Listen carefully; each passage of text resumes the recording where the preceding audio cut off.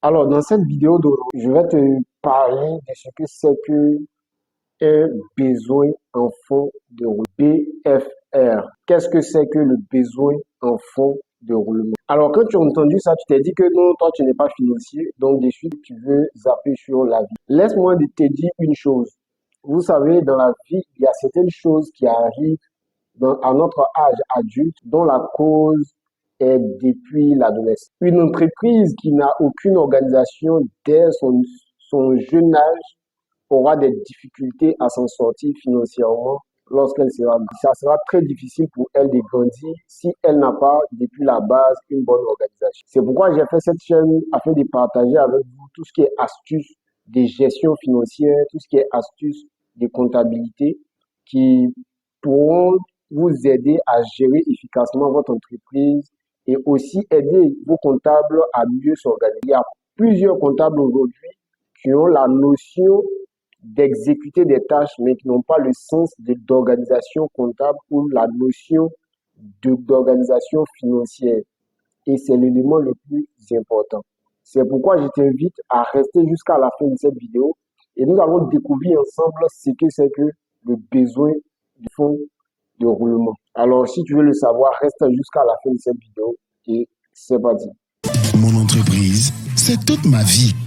Depuis le commencement, j'ai toujours rêvé grand pour elle. Mais ça n'a pas toujours été facile. Submergé par les challenges de l'environnement des affaires que j'avais du mal à maîtriser. Heureusement, Business Academy, j'ai pu renforcer mes capacités en marketing, comptabilité, entrepreneuriat, digital et technique de vente. Aujourd'hui, mon entreprise est au top. Et en plus, je suis passé à une dimension supérieure.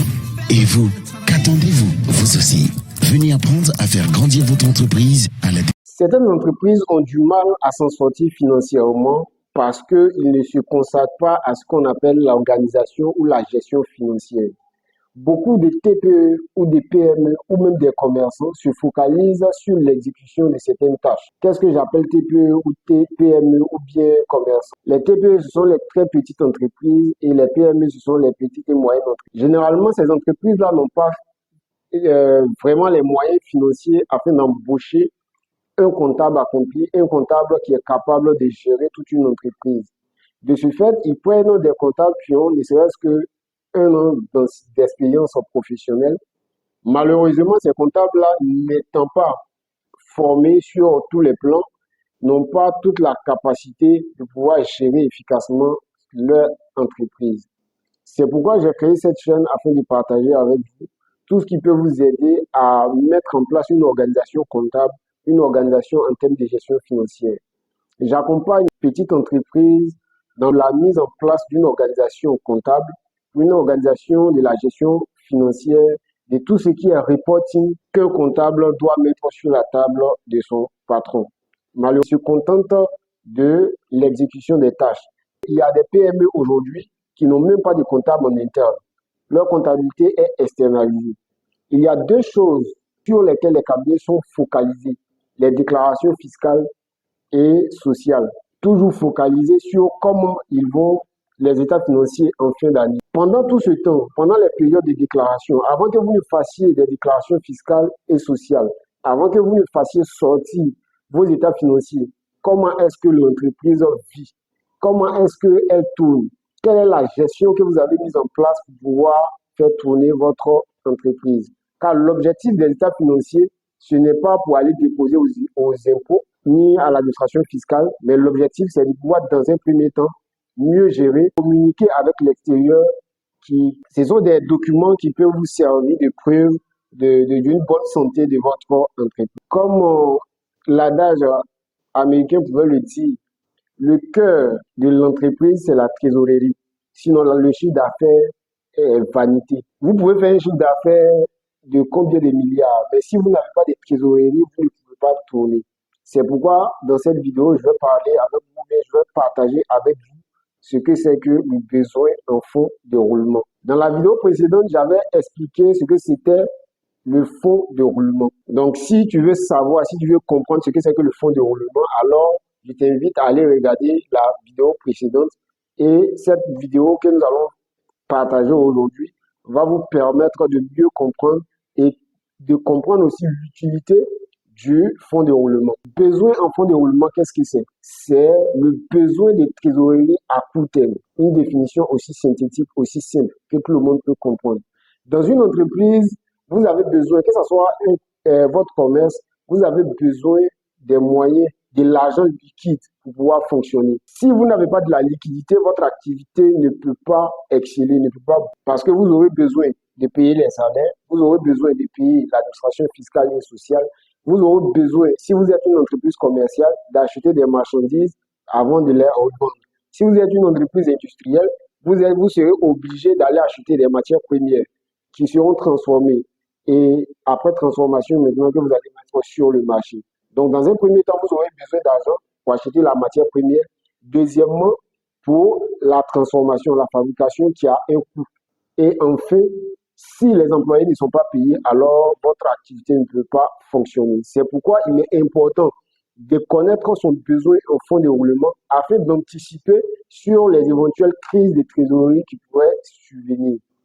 Alors, le besoin en fonds de roulement, comme je l'ai dit, c'est un besoin de trésorerie à court terme. Quand vous prenez le bilan d'une entreprise, comme je l'ai expliqué dans la précédente vidéo, vous pouvez faire une répartition de votre bilan en deux grandes parties. La première partie, ce sont des éléments à long terme. Et la deuxième partie, ce sont les éléments qui sont à court terme. Les éléments à long terme, ce sont les immobilisations, c'est le capital au niveau du passif et au niveau des emprunts au niveau du passif. Ce qu'on appelle à court terme, c'est l'actif qui ne dure pas dans votre entreprise. Dans un premier temps, vous avez les clients au niveau du bilan. Ensuite, vous avez le stock. Voilà, ça peut être un stock de marchandises ou bien stock de matières premières. Donc voilà les éléments qui caractérisent ce que c'est que l'actif circulant ou bien l'actif à court terme. Première partie, ce qu'on appelle actif circulant. Donc tout ce qui entre, qui ressort, ok, de l'entreprise ou dont l'intention c'est que ça ressorte. Donc ces biens-là n'entrent pas dans l'entreprise dans le but de rester à long terme. C'est ce qu'on appelle actif circulant. Et de l'autre côté, au niveau du passif, en termes de passif circulant, vous avez les dettes fournisseurs. Donc, si vous avez du stock, bien évidemment, vous avez acheté ce stock-là, ces marchandises-là avec un fournisseur. Donc, le fournisseur à qui vous devez, c'est ce fournisseur-là que vous mettez au passif. Deuxièmement, vous avez la dette fiscale et la dette sociale. Donc, tout ce qui concerne les déclarations fiscales et sociales, ça aussi, c'est un passif circulant. Donc, ce sont des dettes que vous devez régler à court terme. Les deux éléments du bas du bilan, voilà, qui ne durent pas dans l'entreprise. Alors, qu'est-ce que le besoin en fonds de roulement? Pour pouvoir financer l'entreprise, vous avez besoin d'argent pour acheter les biens, que ce soit, comme je l'ai dit, des matières premières qui seront transformées. Ou bien, si vous êtes une entreprise commerciale, vous achetez et vous revendez. Donc, pour cela, vous avez besoin d'un certain montant. OK? Ce montant-là, c'est ce qu'on appelle le besoin en fonds de roulement. C'est l'argent dont vous avez besoin pour pouvoir financer à court terme votre activité. C'est ce qui permet à l'activité de tourner. Et comme on l'a vu dans la précédente vidéo, le fonds de roulement, c'était la différence entre le passif, le passif à long terme moins l'actif à long terme, c'est-à-dire les ressources permanentes et puis l'actif permanent ou bien l'actif immobilisé. Donc, lorsqu'on faisait cette différence-là, ce qui restait en principe, c'est de l'argent qui restait qu'on mettait à la banque. Et c'est ce qu'on appelle le fonds de roulement. C'est ce qui permet maintenant de financer l'activité, d'acheter et de revendre ou bien d'acheter et de transformer. Alors, comment est-ce qu'il faut calculer? Je vais vous afficher au bas de l'écran la formule qui nous permet de calculer le besoin en fonds de roulement.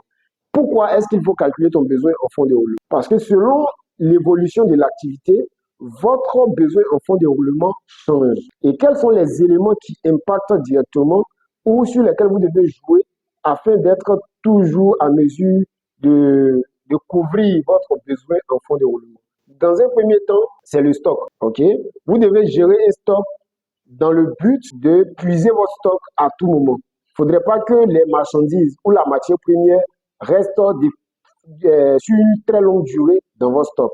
Ça, c'est un élément très important sur lequel vous devez jouer afin de pouvoir améliorer votre BFR. Ensuite, pour mieux répondre aux besoins en fonds de roulement, il faut travailler sur vos délais d'encaissement, les échéances.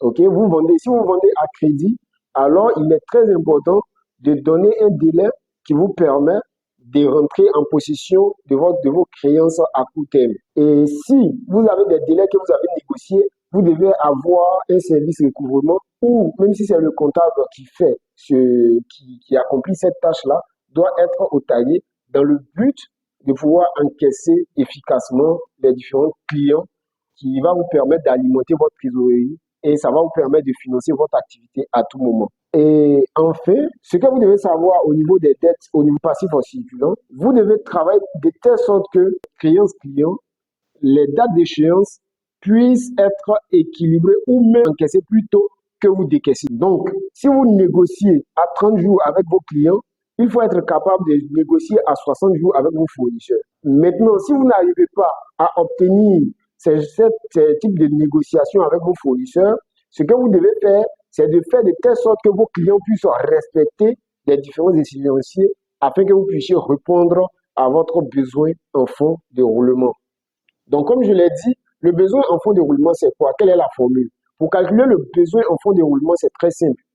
Vous prenez le stock plus les créances clients et puis vous déduisez la dette au fournisseur et puis la dette fiscale et sociale. Vous faites cette différence-là, ce qui vous reste, c'est ce qu'on appelle le besoin en fonds de roulement. Et ce besoin en fonds de roulement-là, vous devez aller chercher de l'argent pour pouvoir combler ce vide-là. Et c'est ce qui va vous permettre d'aller de l'avant dans votre activité. Voilà un peu ce que j'aimerais partager avec vous dans cette vidéo. Si elle vous a plu, n'hésitez pas à me laisser une pouce bleue, à la partager autour de vous et aussi à vous abonner à cette chaîne car je partage avec vous toutes les astuces concernant la gestion financière et pour surtout ceux ou celles qui ont besoin d'une formation en comptabilité. Vous avez besoin d'une formation en finances personnelles, en gestion financière de votre entreprise. Si vous avez un comptable qui n'a pas le sens de l'organisation comptable, alors n'hésitez pas à nous écrire, à nous appeler. Moi et mon équipe, nous allons vous assister, vous accompagner dans la mise en place d'une organisation parfaite de votre entreprise. Merci bien d'avoir regardé. On se dit à très bientôt pour une nouvelle vidéo. Ciao.